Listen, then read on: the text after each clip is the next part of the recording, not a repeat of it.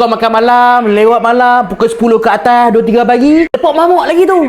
Nasi kandak kuah banjir. Ataupun burger lah. Bukan salah nak makan. Makan, tak ada masalah. Tapi kalau hampa kecil manis, minggu depan nak cek darah, jumpa doktor, nak cek HbA1c kan?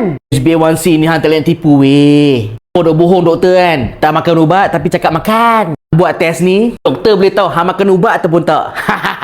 Jangan nak bohong lah. Kalau tak makan ubat doktor, kencing doktor pula kata makan ubat. Pukul 10, 11 malam, duk hentam lagi mamak. Banjir. Ke, soleleh. Siap HbA1c korang. Confirm meroket. Korang tahu kan makan lewat malam dapat menjahanamkan HbA1c korang? Bukan salah burger, salah makan malam. Randomized crossover clinical trial. Late night dinner deteriorates postprandial glucose and insulin. Maksudnya kajian nak tengok makan malam ni boleh jahanamkan insulin dan para gula ataupun tak? Kata bener.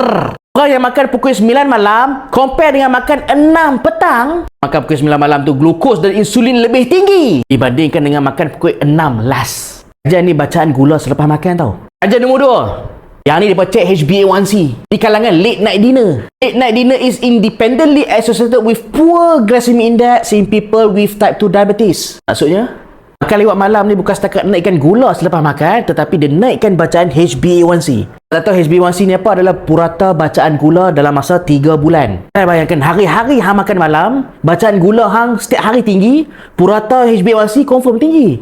Aku tengok kajian kan, the best paling lewat makan malam adalah pukul 6. Lazim puasa, makan sekali sehari. Bukti kajian saintifik dapat bantu untuk bacaan postprandial glucose level dan juga HbA1c. Dan makan awal sebelum malam sebelum tidur bantu gila untuk gula, bantu gila untuk jaga badan. Kajian weh. This meta-analysis suggests that people may choose early TRE tu time restricted eating. Time restricted eating tu macam korang buat intermittent fasting lah.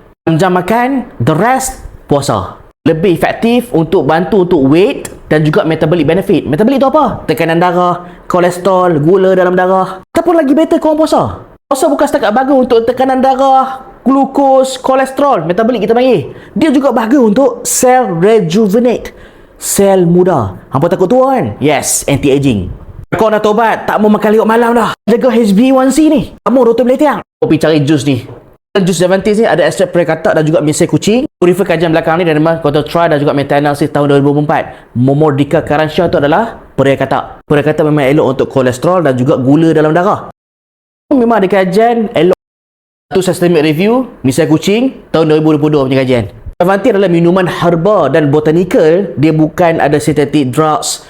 Dia berdaftar KKM. Produk memang halal. Memang berdaftar ada nama MAL. Produk bersih pada kuman dan juga bebas daripada heavy metal toxin. Merkuri, arsenik, antimoni, lead, cadmium tak ada. Ini sekadar minuman kesihatan bantu untuk gula tapi dia bukan merawat kecil manis. Kena faham.